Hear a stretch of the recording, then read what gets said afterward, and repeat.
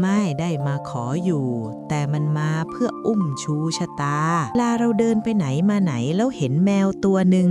เดินเข้ามาคลอเคลียหรือจู่ๆก็มีแมวพลัดหลงมาขออยู่ด้วยที่บ้านพวกเจ้าเคยสังเกตไหมวันนั่นไม่ใช่เรื่องบังเอิญหรอกนะโบราณท่านว่าไว้อย่างลึกซึ้งว่า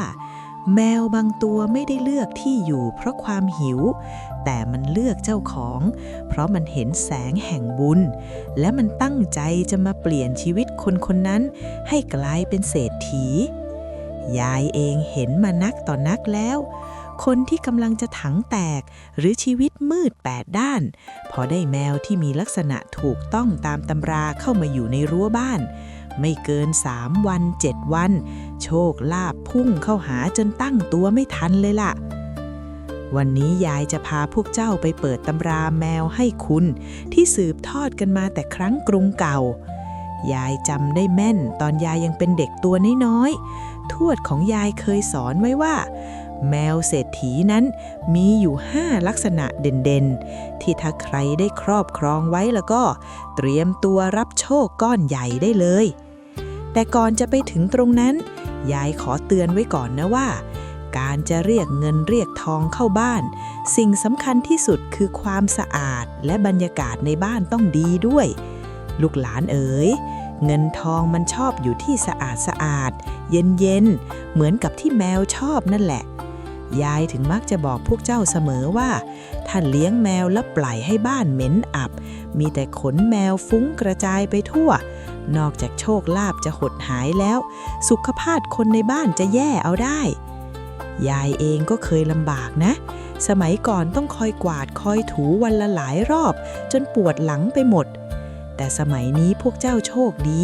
มีเครื่องไม้เครื่องมือเบาแรงอย่างไอ้เครื่องที่มันดูดฝุ่นดูดขนแมวได้เกลี้ยงเกลาโดยเราไม่ต้องออกแรงเยอะน่ะยายว่ามันเป็นของคู่บ้านของคนรักแมวเลยนะเพราะพอบ้านสะอาดไม่มีกลิ่นกวนใจอากาศมันก็ระบายได้ดีพลังงานดีๆหรือที่คนโบราณเรียกว่ามานะมันก็ไหลเวียนสะดวกโชคลาภที่แมวนำมาให้มันถึงจะสำแดงฤทธิ์ได้เต็มที่บ้านไหนที่สะอาดสะอ้านมีเครื่องช่วยขจัดกลิ่นขจัดขนแมวให้เหลือน้อยที่สุดยายสังเกตเห็นเลยว่าเจ้าของมักจะอารมณ์ดีมีสมาธิทำมาหากินและนั่นแหละคือจุดเริ่มต้นของความรวยเอาล่ะกลับมาที่เรื่องแมวลักษณะแรกที่ยายจะพูดถึงในวันนี้คือแมวที่มีสีเหมือนทองแดงหรือที่ตำราเรียกว่าสุภลักษณ์พวกเจ้าลองนึกภาพตามยายนะแมวที่มีขนเป็นสีน้ำตาลเข้มสม่ำเสมอทั่วทั้งตัวขนสั้นเป็นมันระยับเหมือนทองแดงที่ขัดมาอย่างดีดวงตาสีเหลืองอำพันประหนึ่งทองคำคำรนแมวชนิดนี้โบราณท่านยกย่องให้เป็นแมวชั้นสูงใครมีไว้ในบ้านจะช่วยเสริมอำนาจบารมีค้าขายสิ่งใดก็ได้กำไรเป็นกอบเป็นกำยายเคยเห็นเจ้าของร้านค้าแถวตลาดเก่าท่านหนึ่งแกเลี้ยงแมวสุภลักษณ์ตัวหนึ่งชื่อเจ้าทองแดงเชื่อไหมว่าจากตึกแถวเล็กๆห้องเดียวตอนนี้แกขยายสาขาไปทั่วเมืองเพราะเจ้าทองแดงมันคาบโชคลาภมาให้จริงๆแต่ลักษณะของแมวสุภลักษณ์ไม่ใช่แค่สีขนนะมันยังมีรายละเอียดลึกซึ้งกว่านั้นทั้งรูปร่างลักษณะการเดินและความนิ่งสงบของมันซึ่งยายจะค่อยๆขยี้ให้พวกเจ้าฟังว่าทำไมแมวตัวนี้ถึงถูกจัดว่าเป็นอันดับหนึ่งในบรรดาแมวเรียกทรัพย์แล้วถ้าพวกเจ้าอยากรู้ว่าแมวที่บ้านของตัวเองเข้าข่ายนี้ไหมหรือกำลังมองหามาเลี้ยงสักตัวต้องสังเกตตรงไหนเป็นพิเศษถึงจะไม่โดนหลอกเพราะของแบบนี้มันมีจุดสังเกตเล็กๆที่ส่งผลต่อกระเป๋าตังค์เราอย่างมหาศาลเลยทีเดียวสุภลักษณ์ทองแดงรองเรืองเงินทองไหลมาไม่ขาดสายเมื่อกี้เราค้างกันไว้ที่เจ้าสุภลักษณ์หรือแมวทองแดงใช่ไหมลูกหลานยายจะบอกให้ว่าความวิเศษของมันไม่ได้จบอยู่แค่สีขนที่สวยแปลกตาหรอกนะในตำราสมุดข่อยโบราณน่ะท่านพรรณนาไว้ว่าแมวสุภลักษณ์มีลักษณะกายาเป็นเอกหมายความว่ามันมีพละกำลังมีความสง่างามและที่สำคัญที่สุดคือกิริยาเมตตา เจ้าแมวชนิดนี้มันจะมีความนิ่งไม่โวยวายไม่เที่ยวทำลายข้าวของให้เจ้าของต้องปวดหัวซึ่งกุศโลบายที่คนโบราณแฝงไว้ก็คือเมื่อแมวนิ่งบ้านก็สงบเมื่อบ้านสงบจิตใจของคนเป็นเจ้าของก็เกิดสมาธิพอมีสมาธิจะหยิบจับธุรกิจอะไรมันก็เป็นเงินเป็นทองไปหมดจุดสังเกตที่พวกเจ้าต้องดูให้ดีคืออุ้งเท้าของมันนะลูกแมวสุภลักษณ์ที่แท้จริงอุ้งเท้าต้องมีสีชมพูระเรื่อเหมือนดอกบัวหลวงหรือสีน้ำตาลอ่อนสะอาดตาห้ามมีสีดำปนเด็ดขาดเพราะสีดำที่อุ้งเท้าเปรียบเหมือนรอยเปื้อนที่จะมาขัดลาภผลยายเคยเห็นคนไปหาซื้อแมวสีน้ำตาลมาเลี้ยงแต่พอโตมาอุ้งเท้าดำปีสรุปว่าตัวนั้นไม่ใช่สุภลักษณ์ตามตำรากลายเป็นแมวธรรมดาที่อาจจะนำพาความวุ่นวายมาให้แทนดังนั้นถ้าลูกหลานคนไหนอยากได้แมวเศรษฐีตัวจริงต้องก้มลงไปดูเท้าเขาด้วยนะอีกเรื่องที่สำคัญคือนัยตาของมันตาของสุภลักษณ์ต้องใสเหมือนน้ำค้างบนยอดหญ้ายามเช้าและต้องมีสีเหลืองประกายทองเท่านั้นเวลาเขามองหน้าเราจะรู้สึกเหมือนเขากำลังให้พรยายบอกเลยว่าแมวชนิดนี้ถ้าใครเลี้ยงดีๆรักเขาเหมือนลูกหลานเขาจะตอบแทนด้วยการดึงดูดลูกค้าดึงดูดโอกาสดีๆเข้ามาในชีวิตแบบที่เรียกว่าหยิบจับอะไรก็เป็นเงินยายมีเพื่อนรุ่นน้องคนหนึ่งเลี้ยงแมวสุภลักษณ์ไว้ในร้านกาแฟเชื่อไหมว่าลูกค้าเข้าร้านไม่ขาดสายทั้งที่ร้านก็ไม่ได้ติดถนนใหญ่เขาบอกว่าเห็นแมวตัวนี้แล้วรู้สึกเย็นใจอยากนั่งนานๆอยากสั่งขนมเพิ่มนั่นแหละคือพลังเมตตามหานิยมที่แมวเขามอบให้เจ้าของแต่การจะรักษาพลังของแมวสุภลักษณ์ให้คงอยู่สิ่งหนึ่งที่ห้ามละเลยคือการดูแลเรื่องความสะอาดของเขาด้วยนะลูกแมวขนสั้นแบบนี้แม้จะดูแลง่ายแต่เขาก็มีน้ำมันที่ผิวหนังถ้าเราปล่อยให้เขามอมแมมหรือมีกลิ่นตัวอับพลังมงคลมันจะมัวหมองยายถึงได้ย้ำนักย้ำหนาว่าอุปกรณ์ทำความสะอาดบ้านหรือน้ำหอมดับกลิ่นที่สกัดจากธรรมชาติไม่เป็นอันตรายต่อแมวเป็นสิ่งสำคัญมากเพราะแมวเศรษฐีเขาต้องอยู่ในที่ที่สะอาดและหอมสดชื่นพอกลิ่นในบ้านดีอารมณ์แมวก็ดีพลังเรียกทรัพย์มันก็ยิ่งทวีคูณขึ้นไปอีกและที่น่าตื่นเต้นกว่านั้นคือแมวสุภลักษณ์ยังมีเคล็ดลับการให้โชคที่เกี่ยวกับทิศทางการนอนของเขาด้วยนะถ้าเจ้าของรู้จักสังเกตว่าวันนี้เจ้าสุภลักษณ์ไปนอนแหมะอยู่ที่มุมไหนของบ้านนั่นอาจจะเป็นรอยแยกของโชคลาภที่เขากำลังบอกใบ้อะไรบางอย่างโดยเฉพาะก่อนวันที่คนไทยเราชอบลุ้นกันน่ะถ้าเขามีท่าทางแปลกๆหรือชอบมาคลอเคลียร์ที่จุดไหนเป็นพิเศษนั่นแหละคือรหัสลับที่ยายจะสอนวิธีแกะให้ฟังในตอนต่อๆไปแต่อย่าเพิ่งใจร้อนไปนะเพราะนอกจากสุภลักษณ์แล้วยังมีแมวอีกชนิดหนึ่งที่มีลักษณะลึกลับกว่านั้นมีแต้มตามตัวถึง9จุดซึ่งแต่ละจุดมีความหมายถึงความมั่งคั่งที่แตกต่างกันออกไปใครที่มีแมวลายแต้มอยู่บ้านฟังตอนต่อไปให้ดีนะเพราะเจ้าอาจจะกำลังอุ้มชูแมว9แต้มในตำนานอยู่ก็ได้แมว9แต้มคุ้มทรัพย์9ชั้นที่สวรรค์ส่งมาในบรรดาแมวมงคลตามตำราสมุดข่อยนะยังมีแมวอีกชนิดหนึ่งที่หาได้ยากยิ่งกว่างมเข็มในมหาสมุทรเสียอีกนะลูกหลานเอ๋ยโบราณท่านเรียกว่าแมว9แต้มเจ้าแมวชนิดนี้แหละที่คนเฒ่าคนแก่สมัยก่อนท่านหวงนักหวงหนาใครมีอยู่ในบ้านท่านว่าเหมือนมีขุมทรัพย์9ชั้นฝังอยู่ใต้ถุนเรือนเลยทีเดียวลองนึกภาพตามยายนะลูกแมวตัวนี้จะมีพื้นขนเป็นสีขาวบริสุทธิ์เหมือนปุยเมฆแต่จะมีแต้มวงกลมสีดำคลับประทับอยู่ตามร่างกายทั้งหมด9แห่งไม่ขาดไม่เกินและที่สำคัญตำแหน่งของแต้มเหล่านั้นต้องเรียงตัวกันอย่างมีระเบียบประหนึ่งเทวดาท่านจงใจประทับตราตั้งลงมาให้ตำราท่านว่าไว้ว่าแต้มทั้ง9นี้ไม่ใช่แค่สีที่แต้มลงบนขนนะแต่มันคือสัญลักษณ์ของมงคล9ประการที่จะหลั่งไหลเข้าสู่บ้านของเจ้าของตั้งแต่แต้มที่หัวที่คอที่โคนขาขวาทั้งหน้าและหลังที่โคนขาซ้ายทั้งหน้าและหลังที่ไหล่ทั้งสองข้างและสุดท้ายที่โคนหาง แต่ละจุดมีความหมายลึกซึ้งมหาศาลอย่างแต้มที่หัวน่ะท่านว่าคือสติปัญญาใครเลี้ยงไว้จะทำให้เจ้าของมีหัวการค้าเฉลียวฉลาดส่วนแต้มที่ขาทั้งสี่นั้นคือความมั่นคงจะหยิบจับธุรกิจอะไรก็ยืนหยัดได้ไม่ล้มง่ายๆยายจำได้ว่าตอนยายยังสาวมีเจ้าสัวคนหนึ่งในพระนครแกเลี้ยงมันดีมากรักเหมือนลูกคนเล็กเชื่อไหมว่าจากคนที่เคยล้มละลายตอนสงครามกลับมาสร้างเนื้อสร้างตัวจนกลายเป็นมหาเศรษฐีเบอร์ต้นๆของประเทศได้ภายในเวลาไม่กี่ปีทำไมถึงเป็นแบบนั้นล่ะลูกหลานถ้าเราลองถอดรหัสกลโยบายของคนโบราณดูจะเห็นว่าการที่แมวตัวหนึ่งจะมีแต้มตรงตามตำแหน่งเป๊ะๆขนาดนั้นมันคือเรื่องที่เกิดขึ้นได้ยากมากตามธรรมชาติเมื่อเราได้ครอบครองของที่หายากและพิเศษจิตใจของเราจะเกิดความภาคภูมิใจเกิดความรักความเมตตาและที่สำคัญที่สุดคือเกิดความเชื่อมั่นเมื่อคนเรามีความเชื่อมั่นว่าตัวเองกำลังมีโชคมีแมวเทวดามาอยู่ด้วยพลังใจในการทำงานมันก็พุ่งพล่านจะไปเจรจาค้าขายกับใครสีหน้าท่าทางมันก็ดูมีราศีมีความมั่นใจจนฝ่ายตรงข้ามยอมสยบ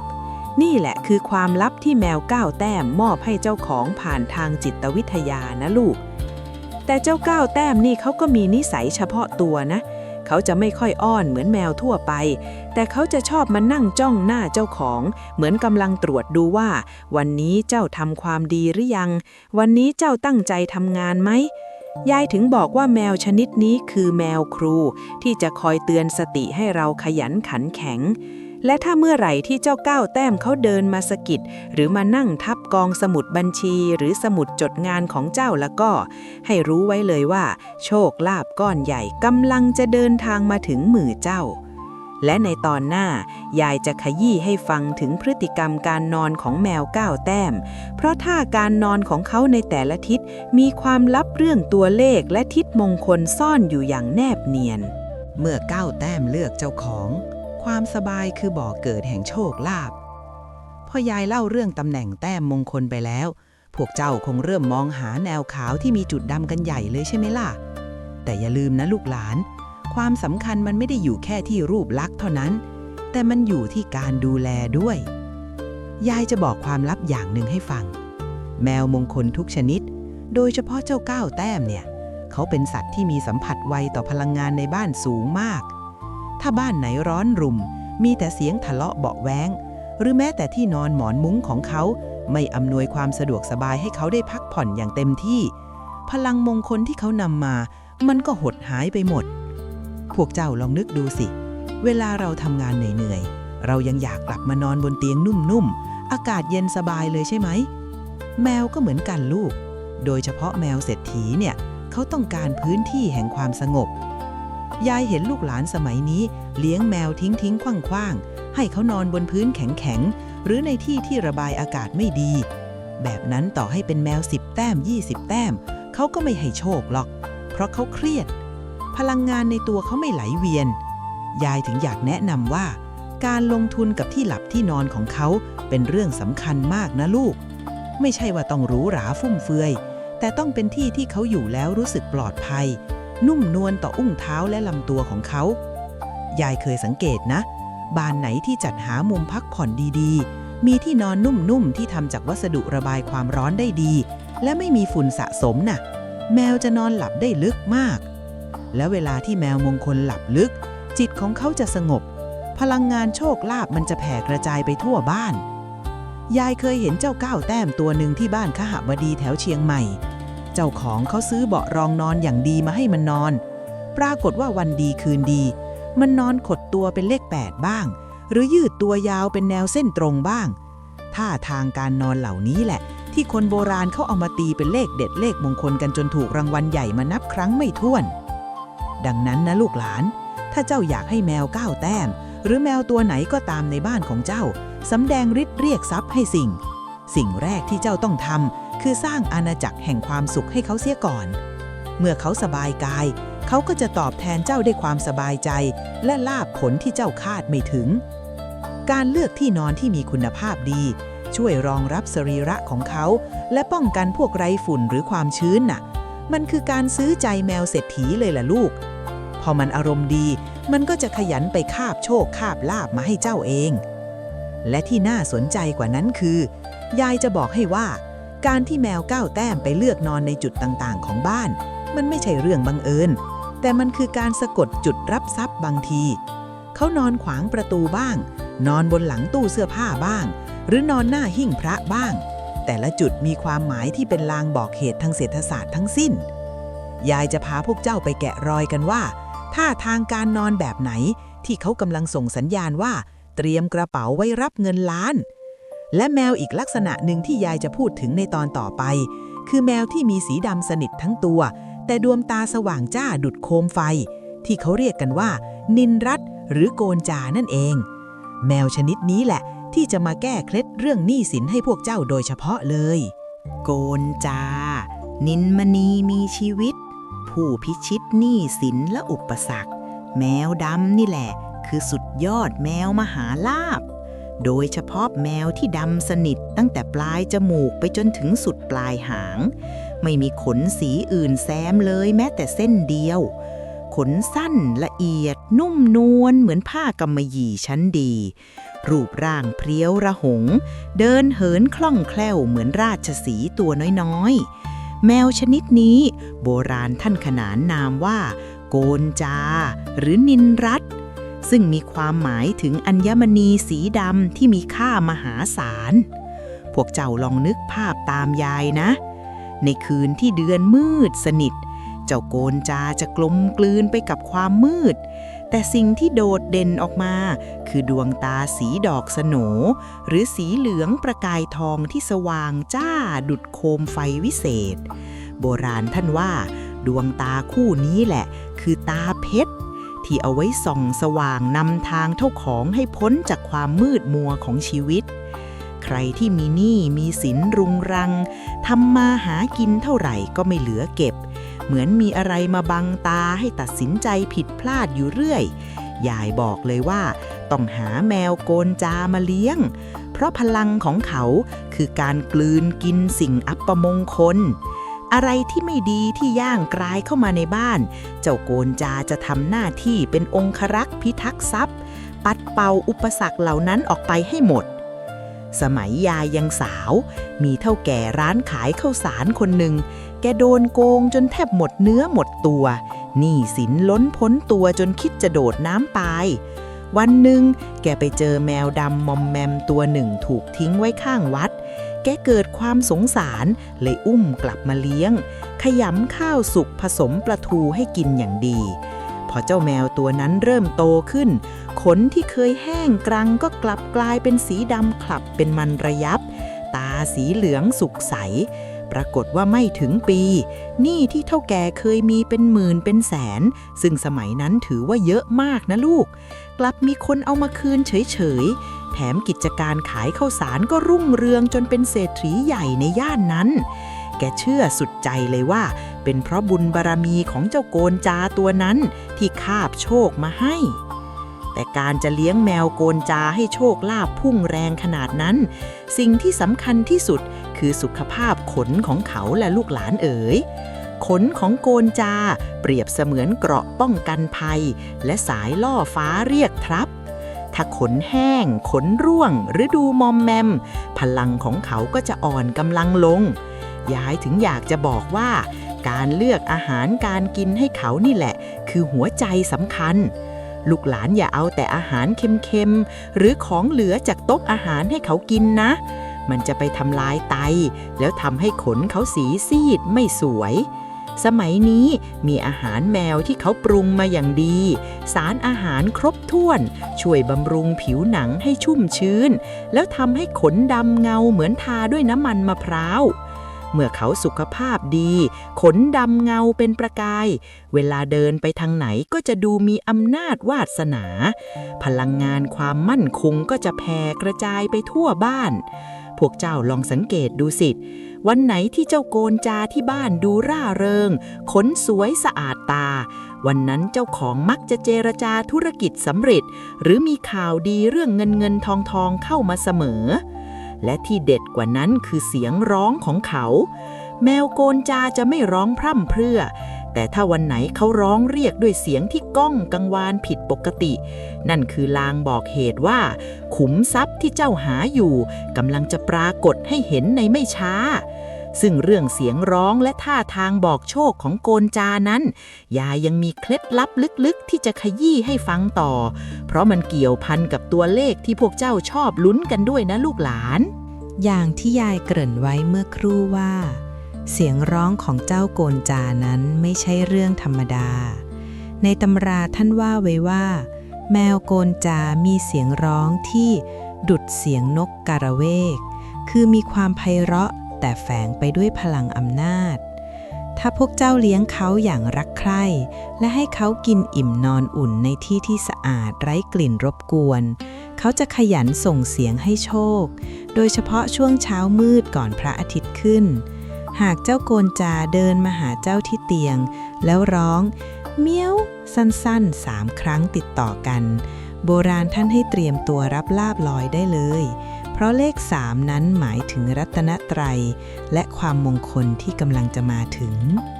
สิ่งที่คนโบราณท่านสอนไว้เกี่ยวกับการเลี้ยงแมวดำอย่างโกนจา คือการสอนให้เราเป็นคนละเอียดละออและใจเย็น เพราะแมวดำมักจะถูกมองในทางลบในสายตาคนทั่วไป แต่ถ้าเรามีใจเมตตาเลี้ยงดูเขาจนงามสง่าได้ นั่นแสดงว่าเราเป็นคนที่มีจิตใจสูงส่ง มีความมั่นคงไม่หวั่นไหวต่อคำนินทา ซึ่งนี่คือคุณสมบัติพื้นฐานของเศรษฐีนะลูก การที่แมวโกนจานำโชคมาให้นั้น ส่วนหนึ่งเป็นเพราะเขาฝึกให้เจ้าของกลายเป็นคนที่มีสมาธิ และมีความรอบคอบในการสังเกตสิ่งต่างๆรอบตัวนั่นเอง ยายจะบอกความลับอีกอย่างนะลูก ท่าทางการนั่งของแมวโกนจาก็สำคัญมาก ถ้าเขานั่งตัวตรง อกตั้งเชิดหน้ามองไปทางทิศตะวันออกบ่อยๆ แสดงว่าช่วงนั้นเจ้าของกำลังจะมีบารมีเพิ่มขึ้น จะได้เลื่อนยศเลื่อนตำแหน่ง หรือถ้าใครทำมาค้าขายก็จะมีลูกค้าระดับใหญ่ๆเข้ามาอุดหนุน แต่ถ้าเขานอนขดตัวหันหางเข้าหาตัวเป็นวงกลมแน่นๆเหมือนเลข0นั่นคือสัญญาณว่าช่วงนี้ให้เก็บหอมรอมริบอย่าเพิ่งลงทุนใหญ่เพราะเขากำลังเตือนให้เรารักษาฐานที่มั่นให้ดีเสียก่อนเห็นไหมว่าแมวเขาฉลาดกว่าที่เราคิดเยอะเลยอีกเรื่องหนึ่งที่มองข้ามไม่ได้เลยคือเรื่องกลิ่นในบ้านนะลูกหลานแมวโกนจาเป็นสัตว์ที่รักความสะอาดมากและมีจมูกที่ไวต่อกลิ่นอับกลิ่นเหม็นที่สุดถ้ากระบะทรายแมวเหม็นหรือในบ้านมีกลิ่นอับชื้นพลังมงคลของโกนจาจะถดถอยทันทียายเห็นลูกหลานบางคนเลี้ยงแมวเก่งแต่ดูแลเรื่องกลิ่นไม่เป็นจนบ้านเหม็นไปหมดแบบนั้นเทพเทวดาที่ไหนท่านจะอยากมาสถิตให้โชคลาภล่ะยายถึงเน้นเสมอว่าเราต้องมีตัวช่วยไม่ว่าจะเป็นทรายแมวคุณภาพดีหรือเครื่องดับกลิ่นที่ช่วยให้อากาศบริสุทธิ์อยู่เสมอพอบ้านหอมสะอาดเจ้าโกนจาก็จะอารมณ์ดี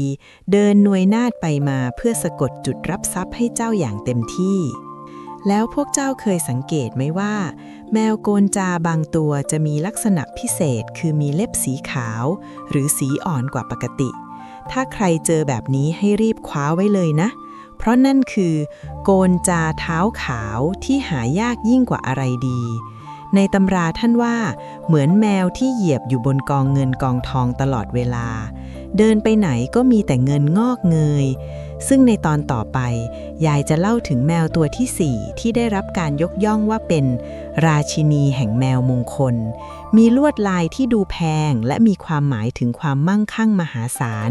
ที่สืบทอดมาจากในวังหลวงใครที่ชอบแมวที่มีแต้มสีน้ำตาลเข้มบนตัวขาวนวลเตรียมเนี่ยหูฟังเรื่องของวิเชียรมาศให้ดี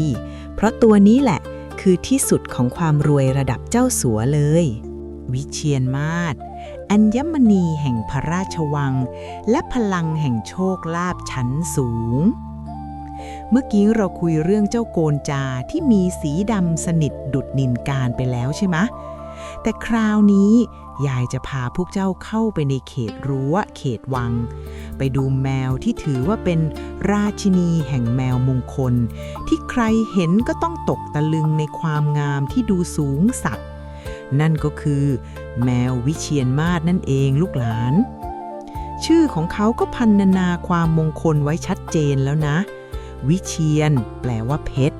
ส่วนมาศแปลว่าทอง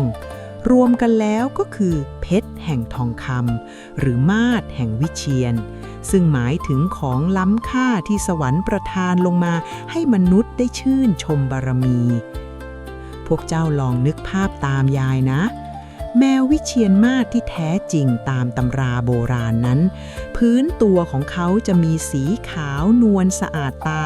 คล้ายสีเปลือกไข่ไก่หรือสีขาวนวลเหมือนแสงจันทร์วันเพ็ญขนสั้นละเอียดเรียบลื่นไปกับผิวหนังเหมือนผ้าไหมราคาแพงแต่สิ่งที่ทำให้เขากลายเป็นแมวเศรษฐีที่ใครๆก็โหยหาก็คือจุดแต้มมงคล9แห่งที่มีสีน้ำตาลเข้มจนเกือบดำหรือสีที่โบราณเรียกว่าสีไหม้จุดแต้มเหล่านี้แหละคือขุมทรัพย์ที่สถิตอยู่บนตัวแมวยายจำได้ว่าในสมัยก่อนแมวชนิดนี้ไม่ได้มีเลี้ยงกันทั่วไปตามบ้านเรือนนะลูกเขาจะเลี้ยงกันแต่ในพระราชวังหรือบ้านของขุนนางชั้นผู้ใหญ่เท่านั้นเพราะเชื่อกันว่าอำนาจบารมีของวิเชียรมาศจะช่วยส่งเสริมให้เจ้าของได้เลื่อนยศเลื่อนตำแหน่งมีเงินทองไหลมาเทมาดุจสายน้ำตำราท่านว่าไว้ว่า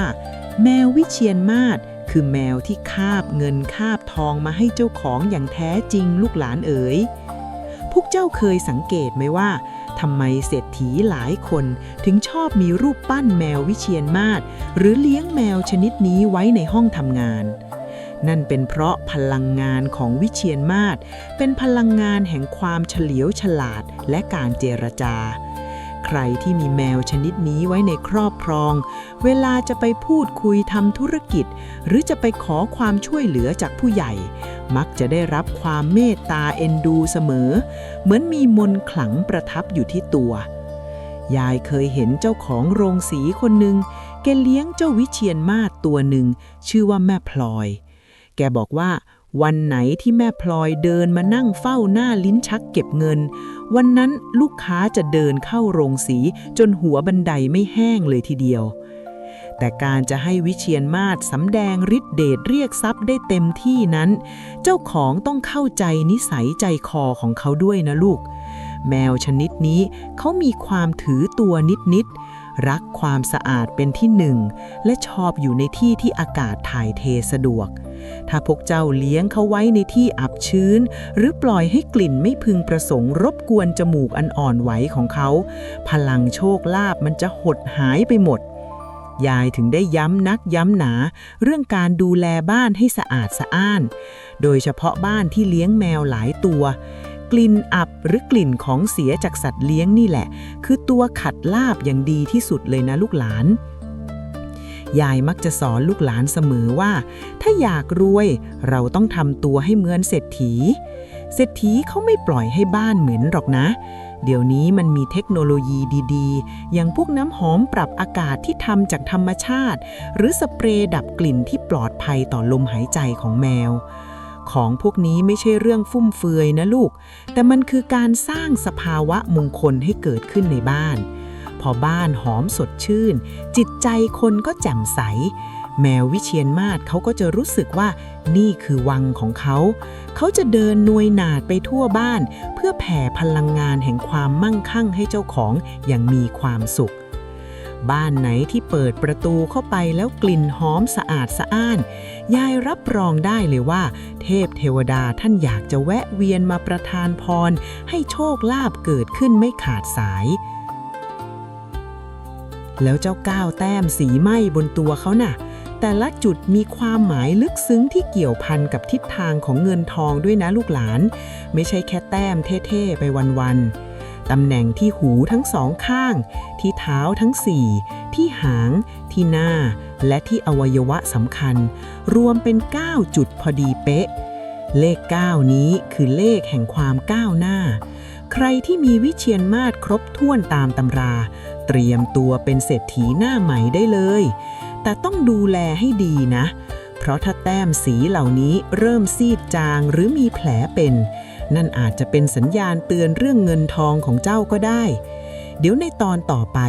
ยายจะขยี้ให้ฟังว่าวิธีสังเกตแต้มมงคลแต่ละจุดเขาดูกันอย่างไรและทำไมน้ำที่เขาดื่มถึงมีผลต่อโชคลาภของเจ้าของอย่างเหลือเชื่อเลยนะลูกความลับของหยดน้ำและแต้มพยัคฆ์กุญแจสู่ความร่ำรวยที่วิเชียรมาศถือไว้มาต่อกันเลยนะลูกหลานยายกำลังติดลมเรื่องเจ้าวิเชียรมาศอยู่พอดีเมื่อกี้พูดถึงแต้มมงคล9 จุดไปใช่ไหมล่ะพวกเจ้าต้องรู้ก่อนว่าแต้มแต่ละจุดเนี่ยมันมีความหมายที่เป็นสิริมงคลต่างกันนะอย่างแต้มที่หูทั้งสองข้างท่านว่าคือการรับฟังข่าวสารที่เป็นเงินเป็นทองใครเลี้ยงไว้จะได้ยินโอกาสดีๆในการทำมาหากินก่อนใครเพื่อนส่วนแต้มที่เท้าทั้ง4นั้นคือการย่างก้าวไปสู่ความมั่งคั่งไม่ว่าจะเดินไปทิศทางไหนก็จะเจอแต่ทรัพย์สินเงินทองส่วนแต้มที่หางนั้นสำคัญมากท่านว่าหางกวาดทรัพย์เวลาเขาเดินสายหางไปมาในบ้านก็เหมือนเขากำลังกวาดเอาโชคลาภเข้ามาสถิตอยู่ในเรือนนั่นเองแต่ความลับที่คนโบราณท่านกำชับไว้หนักหนาสำหรับการเลี้ยงแมววิเชียรมาศให้รวยแบบไม่หยุดยั้งก็คือเรื่องธาตุน้ำลูกหลานเอ๋ยแมววิเชียรมาศเป็นแมวธาตุลมผสมธาตุไฟสีขนของเขาคือสีแห่งพลังงานแต่เขาต้องการน้ำมาหล่อเลี้ยงเพื่อให้พลังนั้นเยือกเย็นและมั่นคงพวกเจ้าสังเกตไหมว่าแมวที่สุขภาพดีผิวพรรณชุ่มชื้นขนจะเป็นมันระยับและแต้มสีน้ำตาลจะเข้มจัดดูมีพลังนี้จะเกิดขึ้นได้ก็ต่อเมื่อแมวได้รับน้ำที่สะอาดและเพียงพอคนโบราณท่านถึงบอกว่าถ้าอยากให้แมวให้คุณเราต้องตั้งน้ำสะอาดไว้ให้เขาอย่าได้ขาดและน้ำนั้นต้องนิ่งสงบหรือไหลเวียนเป็นธรรมชาติยายจะบอกกุศโลบายให้ฟังนะในทางฮวงจุ้ยหรือความเชื่อไทยน้ำคือโชคลาภถ้าบ้านไหนมีน้ำสะอาดไหลเวียนอยู่เสมอเงินทองก็จะไหลเวียนดีตามไปด้วยการเลี้ยงแมววิเชียรมาศด้วยน้ำที่สะอาดและมีการเคลื่อนไหวเช่นน้ำพุแมวหรืออ่างน้ำที่ตกแต่งอย่างดี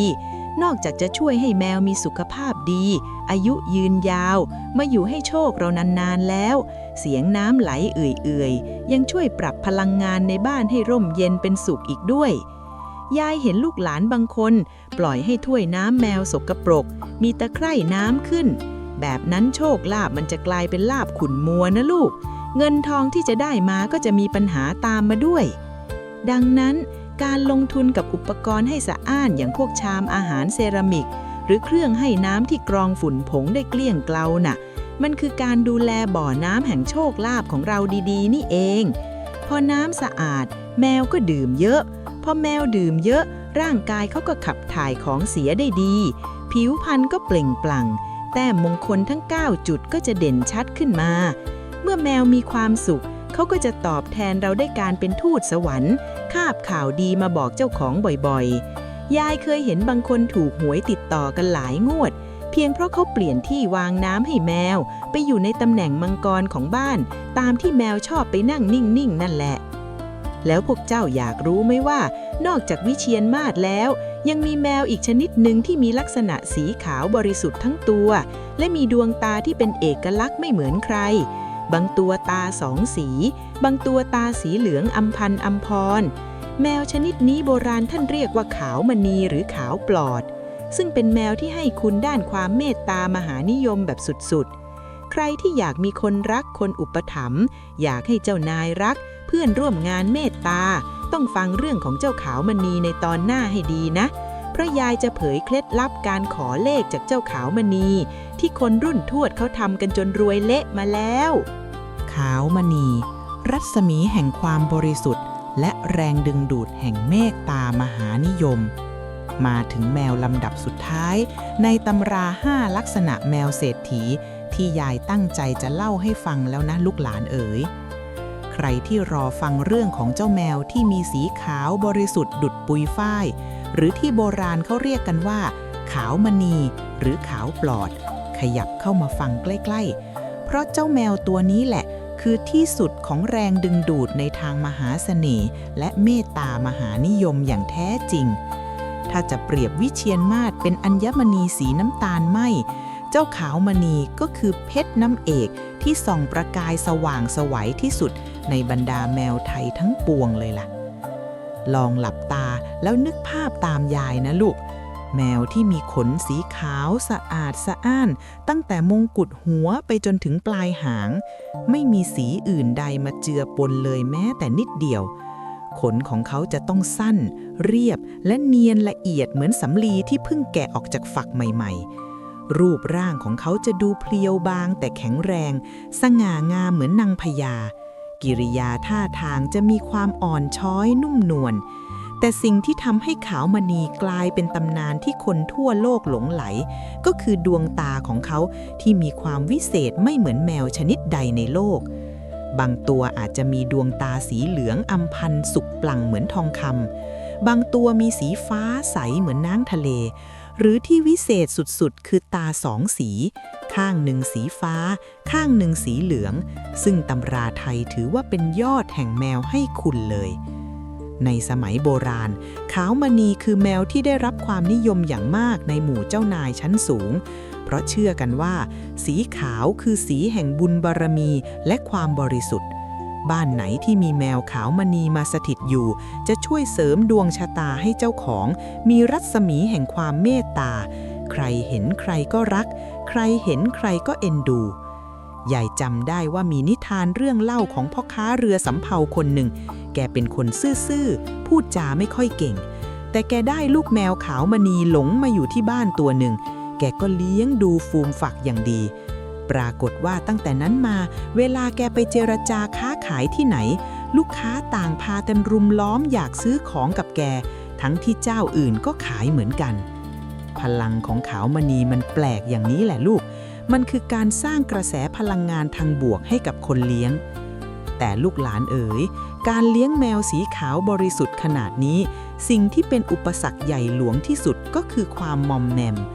ยายบอกเลยว่าแมวขาวมณีเป็นแมวที่สะท้อนนิสัยเจ้าของได้ชัดเจนที่สุด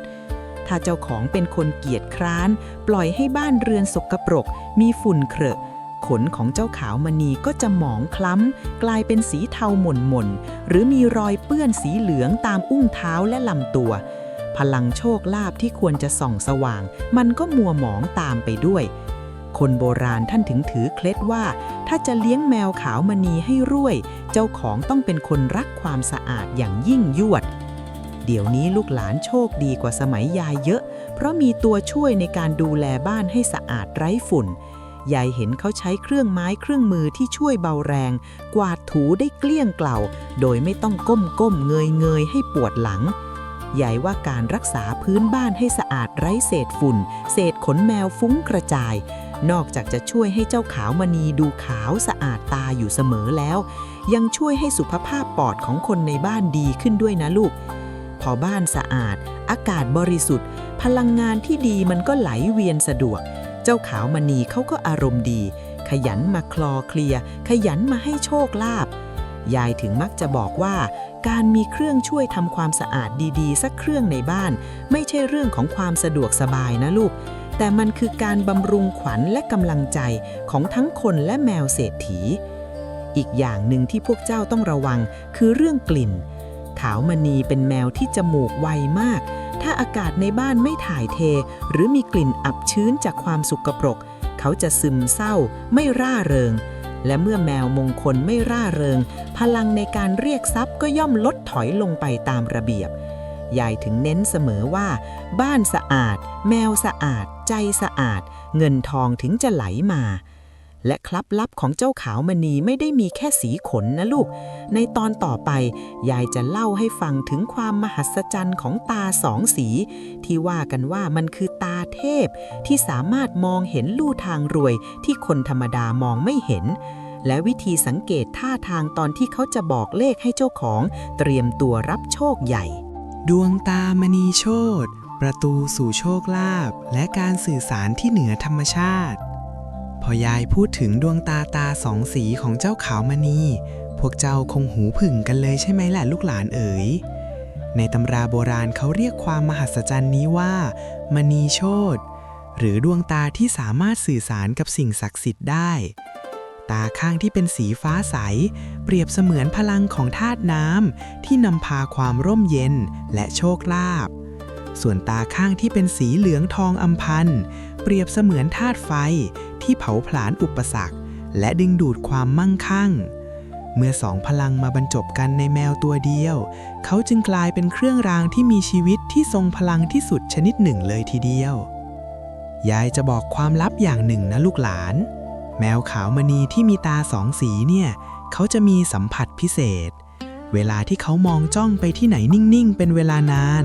โดยเฉพาะในจุดที่ไม่มีใครอยู่หรือมุมอับของบ้านโบราณท่านว่าที่ตรงนั้นอาจจะมีพลังงานบางอย่างหรือมีขุมทรัพย์ซ่อนอยู่ยายเคยเห็นเจ้าของร้านทองคนหนึ่งแกมีขาวมณีตาสองสีตัวหนึ่งแกสังเกตว่าเจ้าแมวตัวนี้ชอบไปนั่งมองตรงผนังห้องว่างๆหลังร้านทุกวัน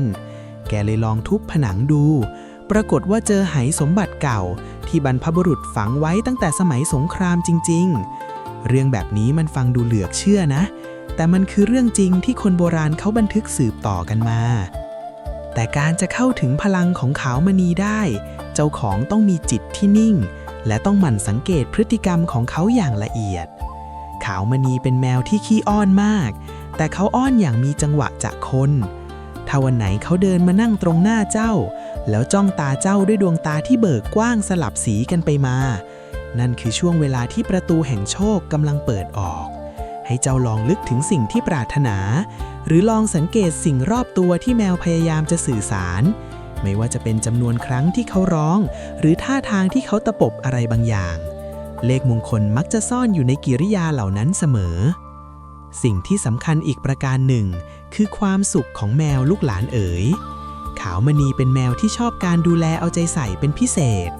ผิวหนังของเขาบอบบางกว่าแมวสีอื่นเพราะไม่มีเม็ดสีมาช่วยบังกำแสงแดดหรือสิ่งสกปรกยายเห็นเด็กรุ่นใหม่บางคนเลี้ยงแมวแบบตามใจตัวเองไม่ค่อยอาบน้ำไม่ค่อยแปรงขนให้เขาแบบนั้นขาวมณีจะกลายเป็นแมวขี้โรคพลังเมตตาก็จะจางหายไปยายอยากจะแนะนำว่าการเลือกแชมพูหรือผลิตภัณฑ์ทำความสะอาดที่อ่อนโยนต่อผิวหนังของเขาและการมีเครื่องดูดขนแมวดีๆที่ไม่ส่งเสียงดังรบกวนความสงบของเขาเป็นเรื่องที่จำเป็นมากเพราะแมวขาวมณีเกลียดเสียงดังและแรงสั่นสะเทือนที่รุนแรงถ้าเขารู้สึกปลอดภัยและสงบเขาจะแผ่เมตตาบารมีให้เจ้าของอย่างมหาศาลนอกจากนี้ยายอยากจะสอนกุศโลบายเรื่องสีขาวให้พวกเจ้าได้คิดตามสีขาวคือสีที่เปื้อนง่ายที่สุดการที่เราเลี้ยงแมวสีขาวได้สะอาดหมดจดอยู่ตลอดเวลามันบ่งบอกถึงความสม่ำเสมอและความเพียรของคนเลี้ยงซึ่งสองสิ่งนี้แหละคือหัวใจสำคัญของความร่ำรวยถ้าเจ้าไม่มีความเพียรในการดูแลแมวเจ้าก็ย่อมไม่มีความเพียรในการทำมาหากินให้เจริญรุ่งเรืองขาวมณีจึงเปรียบเสมือนบททดสอบความพร้อมของคนที่จะเป็นเศรษฐีหากเจ้าผ่านบททดสอบนี้ได้เงินทองจะไหลมาเทมาจนเจ้าตั้งตัวไม่ทันเลยทีเดียวแล้วพวกเจ้าอยากรู้ไหมว่าเมื่อเรามีแมวเศรษฐีครบทั้ง5ลักษณะหรือมีตัวใดตัวหนึ่งในบ้านแล้วขั้นตอนต่อไปที่สำคัญที่สุดคือวิธีขอโชคยายไม่ได้สอนให้งมงายนะลูกแต่มันมีพิธีกรรมเล็กๆน้อยๆที่คนโบราณเขาใช้เชื่อมต่อพลังงานระหว่างคนกับแมวเพื่อเปิดทางให้เลขมงคลปรากฏออกมาอย่างชัดเจนยายจะเผยเคล็ดลับนี้ในตอนหน้าพร้อมกับวิธีจัดมุมรับทับในบ้านให้ถูกหลักตามตำราแมวให้คุณใครที่กำลังรอเลขเด็ดงวดนี้เตรียมกระดาษปากกาไว้จดให้ดีเชียวชัยภูมิที่พำนักการจัดบ้านล้างอาถรรพ์เพื่อเปิดทางรับทรัพย์เอาล่ะลูกหลานเอ๋ยหลังจากที่เราได้รู้จักแมวเศรษฐีทั้ง5ลักษณะกันไปครบถ้วนแล้วไม่ว่าจะเป็นสุภลักษณ์โกนจาวิเชียรมาศขาวมณีหรือเจ้าก้าวแต้มสิ่งสำคัญต่อมาที่พวกเจ้าจะมองข้ามไม่ได้เลยก็คือที่อยู่ที่กินของเขานั่นแหละโบราณท่านว่าไว้ว่าต่อให้เรามีช้างเผือกมาอยู่ในบ้านแต่ถ้าโรงช้างสกปรกอับเฉาช้างนั้นก็กลายเป็นช้างป่วยไม่ให้คุณได้เหมือนกันแมวมงคลก็เช่นกันลูก เขาเป็นสัตว์ที่มีประสาทสัมผัสไวมากไวกว่าพวกเราหลายเท่าตัวนักทั้งจมูกที่ดมกลิ่นได้ไกลหูที่ได้ยินเสียงกระทบเพียงแผ่วเบาและที่สำคัญคือสัมผัสทางจิตที่เขาสามารถรับรู้ได้ว่าบ้านหลังนี้ร่มเย็นหรือร้อนรุ่มพวกเจ้าเคยสังเกตไหมว่าทำไมบ้านเศรษฐีสมัยก่อนถึงต้องมีโถงกว้างมีหน้าต่างรอบทิศให้อากาศถ่ายเทนั่นไม่ใช่แค่เรื่องของความสวยงามหรอกนะแต่มันคือการล้างอาถรรพ์ลมที่พัดผ่านเข้ามาจะหอบเอาพลังงานที่ตายแล้วหรือที่คนโบราณเรียกว่าลมเพลมลมพัดออกไปจากบ้านและเปิดรับปราณมงคลเข้ามาแทนที่ยายจะบอกเคล็ดลับให้นะลูกตำแหน่งที่วางที่นอนของแมวเศรษฐีนั้นสำคัญที่สุดท่านว่าห้ามวางไว้ใต้คานห้ามวางตรงกับประตูห้องน้ำและห้ามวางไว้ในที่มืดสลัวไม่มีแสงส่องถึงเพราะแมวเศรษฐีเขาต้องการพลังจากสุริยันและจันทรามาบำรุงบารมีในตัวเขายายเคยไปบ้านขหบดีท่านหนึ่งแถวเมืองเก่าแกเลี้ยงแมววิเชียรมาศไว้หลายตัวแต่แกล้มป่วยบ่อยการเงินก็เริ่มติดขัดยายเดินเข้าไปในบ้านปุ๊บยายรู้เลยกลิ่นอับมันตีขึ้นจมูกฝุ่นจับหนาตามซอกมุมและที่สำคัญคือกระบะทรายแมววางอยู่ตรงทิศตะวันออกเฉียงเหนือซึ่งเป็นทิศของเทวดา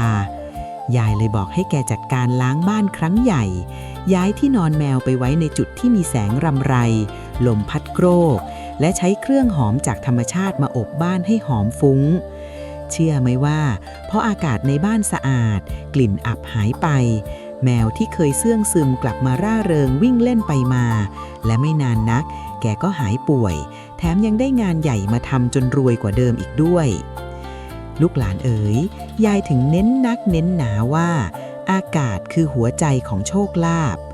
บ้านไหนที่เลี้ยงแมวแล้วปล่อยให้มีกลิ่นอับหนาหรือมีขนแมวฟุ้งกระจายจนหายใจลำบากแบบนั้นเงินทองมันจะไม่กล้าเข้าบ้านหรอกเพราะเทวดาท่านชอบความสะอาดเดี๋ยวนี้พวกเจ้ามีเทคโนโลยีดีๆอย่างเครื่องที่ช่วยฟอกอากาศให้บริสุทธิ์หรือเครื่องหอมที่ช่วยขจัดกลิ่นสัตว์เลี้ยงได้ปลิดทิ้งยายว่ามันเป็นการลงทุนที่คุ้มค่านะเพราะพอบรรยากาศในบ้านมันสดชื่นเหมือนอยู่ท่ามกลางสวนดอกไม้จิตใจคนในบ้านก็นิ่งสงบแมวเขาก็รู้สึกว่าเขาเป็นเจ้าของอาณาจักรที่มั่งคั่งเขาถึงจะสำแดงฤทธิ์เดชในการเรียกทรัพย์ให้เจ้าอย่างเต็มที่และที่สำคัญนะลูกหลานมุมที่แมวชอบไปนอนเป็นประจำนั่นแหละคือจุดรวมทรัพย์ของบ้านถ้าเจ้าเห็นเขานอนอยู่มุมไหนบ่อยๆให้หมั่นทำความสะอาดมุมนั้นให้เอี่ยมอ่องอย่าให้มีหยากใยหรือฝุ่นเกาะเด็ดขาดเพราะนั่นคือจุดที่พลังงานไหลเวียนดีที่สุดที่แมวเขาเลือกให้แล้วยายจะบอกให้ว่าการจัดบ้านให้ถูกหลักฮวงจุ้ยแมวนั้นมีรายละเอียดที่ลึกซึ้งกว่านี้อีกเยอะโดยเฉพาะเรื่องของทิศทางลมและตำแหน่งของน้ำซึ่งในตอนต่อไปยายจะขยี้ให้ฟังว่าเราจะสังเกตได้อย่างไรว่าแมวเขากำลังส่งสัญญาณให้เราเปลี่ยนตำแหน่งการทำมาหากินเพื่อให้เงินทองไหลมาเทมาแบบไม่มีวันหมดพอยายพูดถึงเรื่องชัยภูมิไปแล้วทีนี้เรามาเข้าเรื่องที่พวกเจ้าชอบกันมากที่สุดนั่นคือการอ่านรหัสลับจากแมวเศรษฐีลูกหลานเอ๋ยโบราณท่านว่าแมวพูดไม่ได้ด้วยปากแต่เขาพูดด้วยท่าทางและในตาใครที่เลี้ยงแมวแล้วไม่เคยสังเกตอาการของเขาเลยนะยายบอกเลยว่าเจ้ากำลังทิ้งโชคลาภก้อนใหญ่ไปอย่างน่าเสียดายแมวเศรษฐีแต่ละสายพันธุ์เขามีวิธีบอกโชคไม่เหมือนกันนะลูกอย่างเจ้าสุภลักษณ์เนี่ยเวลาเขาจะให้โชคเขาจะชอบเดินมาหาเจ้าแล้วเอาหัวมาดุลที่หัวเข่าแรงๆหรือมานวดที่ขาของเจ้าบ่อยๆท่าทางการนวดนี่แหละคือการปูทางรวยเขาไม่ได้แค่อยากนวดให้เจ้าสบายนะแต่นั่นคือการถ่ายเทพลังงานจากอุ้งเท้าที่เป็นมงคลลงสู่ตัวเจ้าของ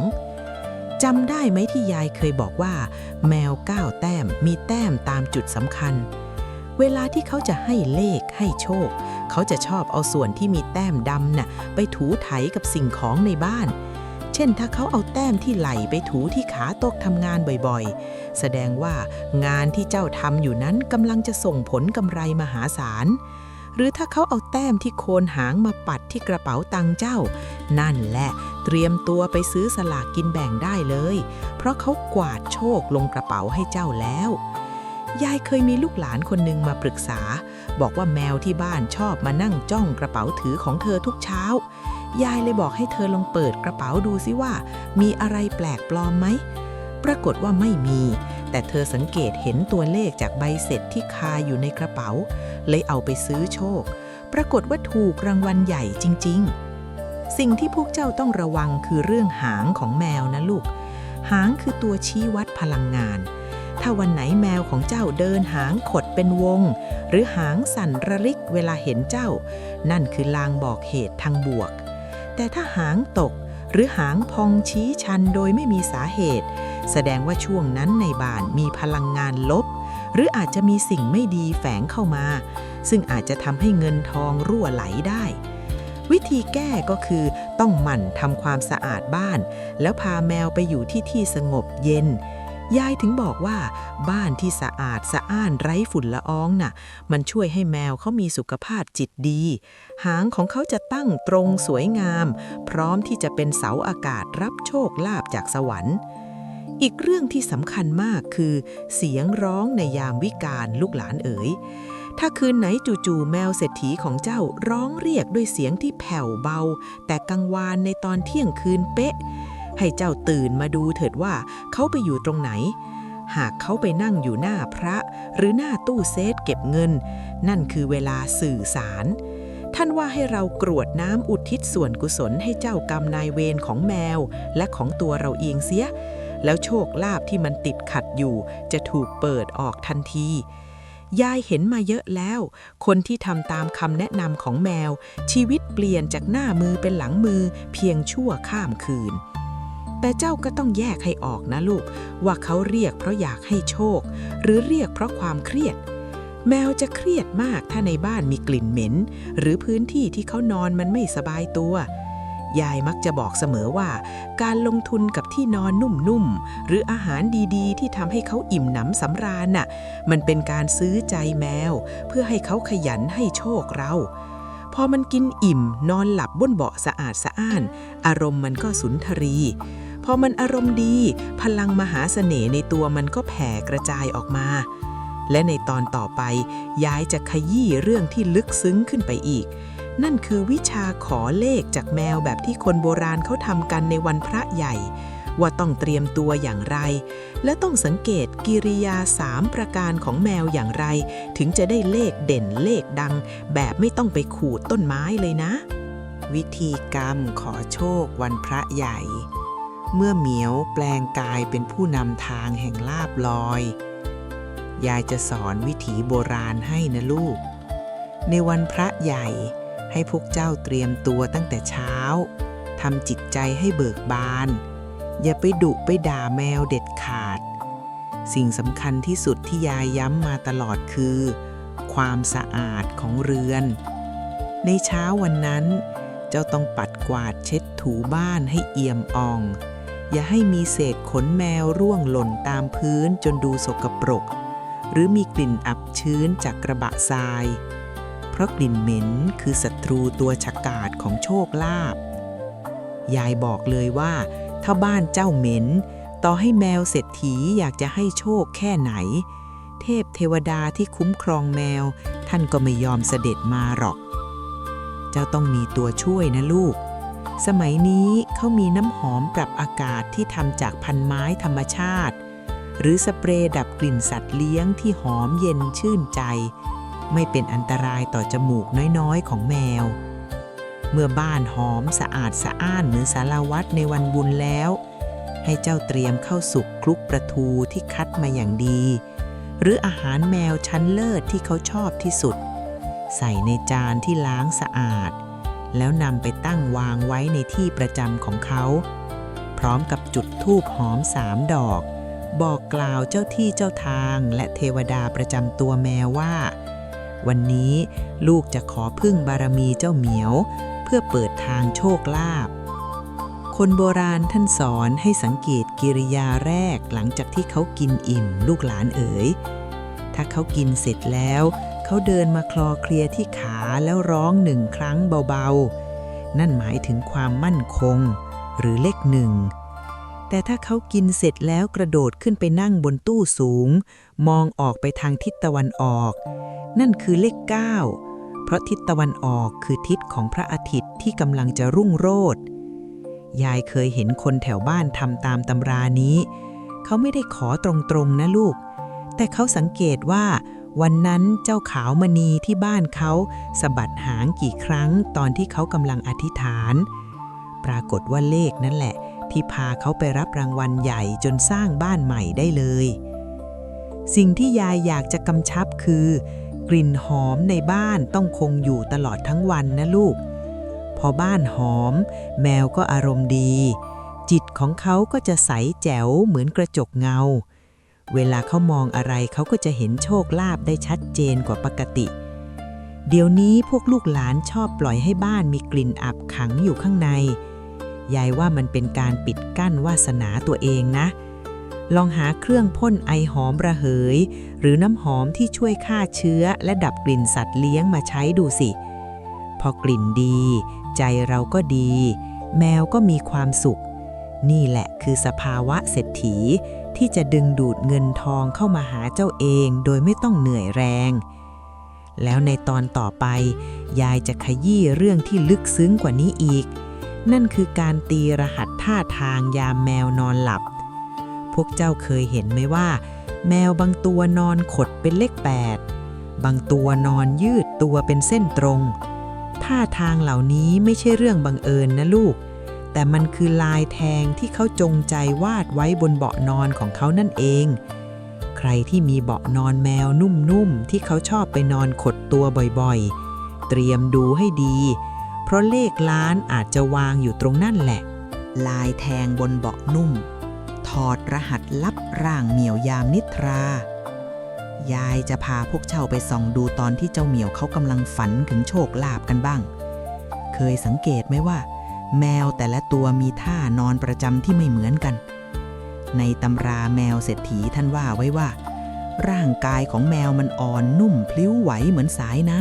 ำดังนั้นเวลาเขานอนหลับลึกจิตใต้สำนึกของเขาจะจัดวางร่างกายให้เป็นไปตามรูปลักษณ์แห่งสิริมงคลหรือที่คนโบราณเรียกว่าอักษรขอมจำแรงนั่นเองลูกลองดูนะลูกถ้าเจ้าเห็นแมวของเจ้านอนขดตัวกลมดิ๊กเอาหางมาแตะที่จมูกจนเป็นวงกลมสวยงามท่านี้โบราณท่านเรียกว่าสสิธรทรงกลดหมายถึงเลข 0หรือเลข 8ถ้าเขาทำท่านี้บ่อยๆในคืนก่อนหวยออก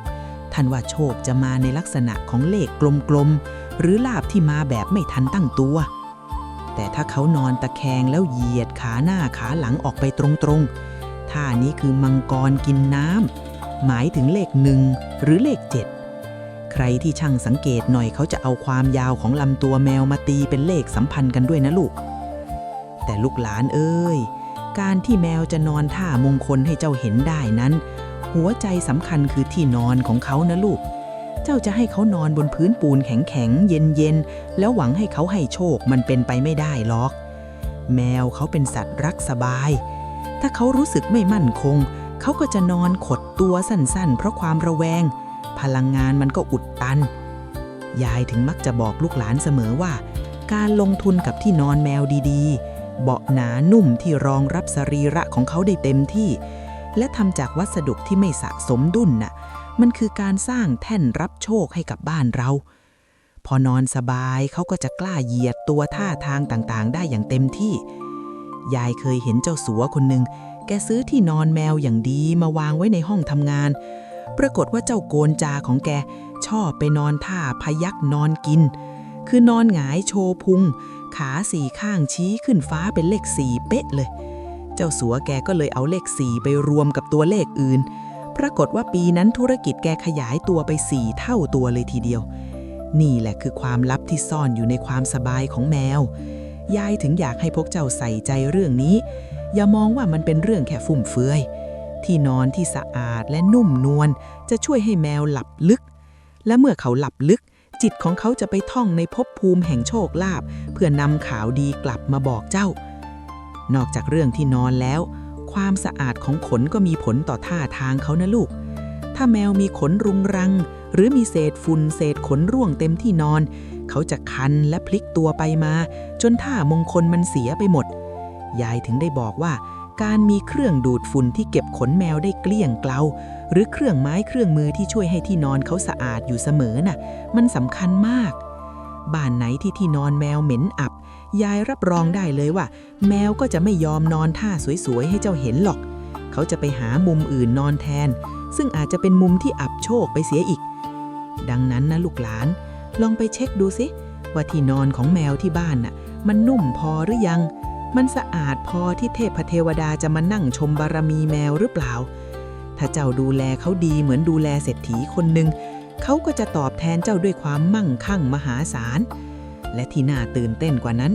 ยายยังมีเคล็ดลับเรื่องน้ำดื่มที่เขาว่ากันว่าถ้าจัดวางให้ถูกทิศตามตำราวิเชียรมาศจะช่วยเสริมให้โชคลาภไหลมาไม่หยุดหย่อนดุจสายน้ำพุ่งเข้าหาตัวเจ้าในตอนหน้ายายจะมาบอกวิธีจัดมุมน้ำรับทรัพย์ที่แมวต้องรักและเจ้าต้องรวยเตรียมหูไว้ฟังให้ดีนะลูกหลานธาตุน้ำนำโชควิธีจัดห่วงจุ้ยมุมดื่มน้ำให้เหมียวคาบทรัพย์มาให้ทีนี้มาถึงธาตุที่สำคัญที่สุดในการดึงดูดเงินทองนั่นคือธาตุน้ำในตำราแมวเศรษฐีโบราณท่านกำชับไว้หนักหนาว่าแมวเป็นสัตว์ที่กลุ่มพลังงานธาตุลมและไฟในตัวไว้เยอะดังนั้นการเลี้ยงแมวให้รวยเจ้าของต้องรู้จักใช้น้ำมาดับร้อนและดึงดูดโชคลาภพวกเจ้าเคยเห็นไหมบ้านคนรวยๆเขามักจะมีน้ำตกน้ำพุหรืออ่างบัววางไว้หน้าบ้านนั่นแหละคือเคล็ดลับและสำหรับคนเลี้ยงแมวมงคลมุมที่วางน้ำดื่มให้แมวนี่แหละคือจุดจ่ายเงินจ่ายทองของบ้านเลยล่ะยายจะบอกเคล็ดลับให้นะลูกน้ำที่แมวดื่มต้องเป็นน้ำที่สะอาดบริสุทธิ์และเคลื่อนไหวอยู่เสมอคนโบราณท่านจะใส่หม้อดินเผาแล้ววางไว้ในที่ร่มลมพัดโกรกเพื่อให้น้ำเย็นชื่นใจแต่สมัยนี้ลูกหลานโชคดีมีเครื่องให้น้ำแมวอัตโนมัติที่เป็นน้ำพุไหลวนอยู่ตลอดเวลายายบอกเลยว่านี่แหละคือสุดยอดห่วงจุ้ยเพราะน้ำที่ไหลวนเปรียบเสมือนเงินทองที่ไหลเวียนไม่รู้จบพลังงานน้ำจะช่วยปรับอารมณ์แมวสุภลักษณ์หรือวิเชียรมาศที่ใจร้อนให้เย็นลงพอแมวใจเย็นเขาก็จะมีสมาธิในการเรียกแขกและเรียกเงินให้เจ้าตำแหน่งที่วางน้ำก็สำคัญนะลูกหลานห้ามวางน้ำไว้ใกล้กระบะทรายเด็ดขาดเพราะธาตุน้ำกับธาตุดินมันจะขัดกันและที่สำคัญกลิ่นของกระบะทรายจะไปทำลายความบริสุทธิ์ของน้ำยายเห็นหลายบ้านวางชามน้ำไว้ข้างส้วมแมวแบบนั้นลาบมันหดหายหมดนะลูกเจ้าต้องจัดมุมน้ำให้เป็นมุมที่สงบหอมสดชื่นอาจจะหาเครื่องดับกลิ่นหอมๆมาวางไว้ใกล้ๆเพื่อให้บรรยากาศรอบๆมุมน้ำนั้นดูสะอาดตาพอน้ำสะอาดบรรยากาศหอมแมวก็จะอยากดื่มน้ำบ่อยขึ้นและทุกครั้งที่แมวโน้มตัวลงดื่มน้ำนั่นคือเขากำลังดื่มด่ำโชคลาภเข้าสู่ตัวและพลังนั้นจะแผ่กระจายมาถึงเจ้าของที่ดูแลเขาอย่างดีลูกหลานจำไว้นะน้ำขุ่นลาบขัดน้ำใสลาบลื่นยายถึงอยากให้พวกเจ้าพิถีพิถันเรื่องความสะอาดของเครื่องให้น้ำอย่าปล่อยให้มีคราบตะไคร่หรือเศษฝุ่นเศษขนแมวตกลงไปขวางทางน้ำการมีเครื่องกรองน้ำดีๆในน้ำพุแมวน่ะมันไม่ใช่เรื่องสุขภาพแมวอย่างเดียวแต่มันคือการกรองอุปสรรคออกจากดวงชะตาของเจ้าด้วยยายเคยเห็นบางคนธุรกิจติดขัดพอยายบอกให้ไปล้างชามน้ำแมวแล้วเปลี่ยนเป็นน้ำพุที่สะอาดใสแจ๋วเชื่อไหมว่ารุ่งขึ้นมีออเดอร์ใหญ่เข้าทันทีเรื่องแบบนี้ไม่เชื่อก็ต้องเชื่อนะลูกเพราะพลังงานมงคลมันส่งถึงกันได้ผ่านความใส่ใจนอกจากเรื่องน้ำแล้วอาหารที่ให้แมวกินก็ต้องเลิศรสและเสริมบารมีนะลูกหลาน ในตอนหน้ายายจะเล่าถึงอาหารเรียกทรัพย์ว่าต้องเลือกอาหารแบบไหนให้เจ้าเหมียวเศรษฐีเพื่อให้ขนเขาเงางามเป็นมันระยับเพราะขนที่สวยคือราศีของคนเป็นเจ้าของใครอยากให้แมวคาบเลขเด็ดมาฝากแบบชัวร์ๆต้องฟังเรื่องการบำรุงราศีแมวในตอนถัดไปให้ดียายจะบอกให้หมดเปลือกไม่มีกั๊กเลยล่ะขนสวยรวยทรัพย์มนต์ขลังแห่งการบำรุงราศีให้เหมียวมงคลการจะบำรุงขนแมวให้มีราศีเศรษฐีได้นั้นหัวใจหลักอยู่ที่อาหารลูกหลานอย่าเอาแค่เศษก้างปลาหรืออาหารราคาถูกที่เค็มจัดให้เขากินนะลูกเพราะนอกจากจะทำร้ายสุขภาพแมวแล้วมันยังทำลายสิริมงคลในตัวเขาด้วยอาหารที่ดีคืออาหารที่ปรุงมาอย่างพอเหมาะมีสารอาหารบำรุงผิวหนังและขนให้แข็งแรงเดี๋ยวนี้เขามีอาหารแมวเกรดดีๆที่ช่วยให้ขนสวยเงางามยายบอกเลยว่าการซื้ออาหารดีๆให้แมวมงคลกินน่ะมันคือการต่อยอดบุญยิ่งเขาสุขภาพดีขนสวยราศีเขาก็จะแผ่ไปถึงเจ้าของทำให้คนเห็นเจ้าแล้วรู้สึกเอ็นดูอยากเมตตาให้งานให้เงินและพวกเจ้าต้องจำไว้อีกอย่างนะความสวยของขนแมวมันมาพร้อมกับความสะอาดด้วยบ้านไหนที่ปล่อยให้ฝุ่นจับหนาหรือมีเศษผงติดตัวแมวอยู่ตลอดพลังมงคลมันจะมัวหมองยายถึงย้ำเรื่องการมีเครื่องดูดฝุ่นคุณภาพดีที่จัดการกับเส้นขนและเศษฝุ่นได้ปลิดทิ้งเพราะพอม่านสะอาดแมวเขาก็จะไม่มอมแมมขนของเขาจะสะอาดสะอ้านอยู่เสมอเวลาเขาเดินผ่านเจ้าหรือมาคลอเคลี่ยเจ้าพลังงานความสะอาดและความเป็นระเบียบนั้นจะซึมซับเข้าสู่จิตใจเจ้าทำให้เจ้าเป็นคนทำงานละเอียดรอบคอบและนั่นแหละคือทางไปสู่ความรวยแบบยั่งยืนยายมักจะสอนเสมอว่าแมวคือเงาของเจ้าของถ้าเจ้าอยากรวยเจ้าต้องทำให้แมวดูรวยก่อนดูแลเขาให้อิ่มหนำจัดที่นอนให้สะอาดหอมกรุ่นบำรุงขนให้เงางามเหมือนผ้าไหมชั้นดีพรที่แมวเขาให้เราน่ะมันไม่ได้มาจากการขอเฉยๆแต่มันมาจากการแลกเปลี่ยนพลังความเมตตาเมื่อเจ้าให้ความรักความใส่ใจแก่เขาอย่างดีที่สุดเขาก็จะใช้อำนาจวาสนาที่เขามีตามตำราเปิดประตูโชคลาภให้เจ้าอย่างไม่ลังเลยายเห็นมานักต่อนักแล้วคนที่ยอมควักตังค์ซื้ออาหารดีๆซื้อของใช้ดีๆให้แมวชีวิตมักจะมีเรื่องลาภลอยเข้ามาบ่อยกว่าคนปกติพอยายพูดถึงเรื่องลาภลอยพวกเจ้าน้ำลายไหลกันเลยใช่ไหมล่ะในตอนหน้ายายจะเข้าสู่ช่วงที่สำคัญที่สุดนั่นคือพิธีกรรมขอเลขเด็ดแบบเข้มข้นยายจะบอกว่าต้องพูดคำไหนต้องลูบขนแมวทิศทางใดและต้องทำจิตใจอย่างไรให้สื่อสารกับเจ้าเหมียวเศรษฐีได้ตรงจุดที่สุดใครที่กำลังมองหาเลขนำโชคในงวดที่จะถึงนี้ห้ามพลาดตอนหน้าเด็ดขาดเพราะยายจะเปิดเผยรหัสลับ3ตัวตรงที่เจ้าเหมียวเศรษฐีชอบบอกใบ้ไว้ให้เจ้าของคนโปรดเท่านั้นมาถึงช่วงเวลาที่ทุกคนรอคอยแล้วนะลูกหลานเอ๋ยที่ยายเล่ามาทั้งหมด16ตอนน่ะมันคือการปูพื้นฐานบุญบารมีแต่ตอนนี้แหละคือการเปิดคลังทรัพย์ของจริงใครที่มีแมวเศรษฐีอยู่ในบ้านไม่ว่าจะเป็นเจ้าสุภลักษณ์ที่มีสีทองแดงเรืองรองหรือเจ้าวิเชียรมาศที่มีแต้มมงคลวันนี้ยายจะบอกวิธีขอเลขแบบที่คนรุ่นทวดเขาทำกันจนรวยเละมาแล้วแต่ก่อนจะเริ่มพิธียายต้องย้ำกุศโลบายข้อหนึ่งนะลูกโชคลาภน่ะมันเหมือนน้ำค้างยามเช้ามันจะเกาะอยู่แต่ในที่ที่สะอาดและสงบเท่านั้นเจ้าลองนึกภาพตามยายนะถ้าบ้านของเจ้ายังมีเศษขนแมวปลิวว่อนมีฝุ่นจับหนาตามซอกหลืบหรือมีกลิ่นอับของเสียจากสัตว์เลี้ยงที่สะสมมานานพลังงานโชคลาภที่แมวพยายามจะดึงดูดเข้ามามันจะติดขัดไปหมดเหมือนเจ้าเปิดประตูรับแขกผู้ใหญ่แต่ในบ้านมีแต่ขยะแขกเขาก็ไม่อยากเข้าหรอกลูก ยายถึงบอกว่าก่อนจะขอโชค เจ้าต้องจัดการล้างทางเดินเงินให้เกลี้ยงเกล่าเสียก่อน เดี๋ยวนี้ลูกหลานโชคดี ยายเห็นเขามีเครื่องที่มันช่วยดูดฝุ่นดูดขนแมวได้เกลี้ยงเกล่าโดยที่เราไม่ต้องออกแรงกวาดให้ฝุ่นฟุ้งกระจายจนไอแคกยายชอบไอ้เครื่องที่มันเดินเองได้หรือเครื่องดูดที่เสียงเงียบๆนะลูกเพราะแมวมงคลเขาหูไวถ้าเครื่องเสียงดังเกินไปเขาจะตกใจจนขวัญหนีดีฝ่อพลังมงคลเขาก็หดหายพอดี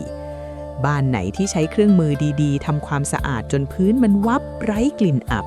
ยายสังเกตเลยว่าแมวจะอารมณ์ดีเป็นพิเศษเดินหน่วยนาฏอวดโฉมเหมือนรู้ว่าโชคใหญ่กำลังจะมาพอเรือนสะอาดแล้วให้เจ้าหาเวลาช่วงเย็นของวันพระหรือวันก่อนวันรวยของพวกเจ้าสักวันหนึ่งนะลูกหลานจัดเตรียมน้ำสะอาดใส่ถ้วยที่ล้างจนใสแจ๋ววางไว้หน้าเขาแล้วใช้มือที่ล้างสะอาดแล้วลูบจากหัวไปจนสุดปลายหางเบาๆ9 ครั้งในใจให้ระลึกถึงความเมตตาที่เรามีต่อเขาบอกเขาไปเลยว่าแม่พ่อดูแลหนูให้อิ่มหนำบ้านเราก็สะอาดหอมกรุ่นหนูช่วยเปิดทางโชคลาภให้แม่เห็นชัดๆหน่อยนะลูกจากนั้นให้เจ้าสังเกตพฤติกรรมของเขาให้ดีถ้าเขาเดินไปเขี่ยของชิ้นไหนหรือร้องเรียกเสียงกังวานกี่ครั้งนั่นแหละคือตัวเลขที่เขาบอกใบ้